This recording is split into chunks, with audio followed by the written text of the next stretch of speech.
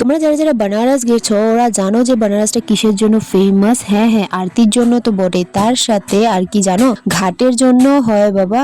আরতি ঘাট ছাড়াও আর কি আছে বলো তো? Yes friends, street food. বানারসের স্ট্রিট ফুড হলো সব থেকে বেশি ফেমাস। আর সেরকম একটা স্ট্রিট ফুডের কথা আমি তোমাদের সাথে আলোচনা করবো, যেটা সকাল সকালেই তোমরা দেখতে পাবে। সেটা হলো এখানে ফেমাস কুলচা, যেটা গধুলিয়া চকেই তোমরা পাবে।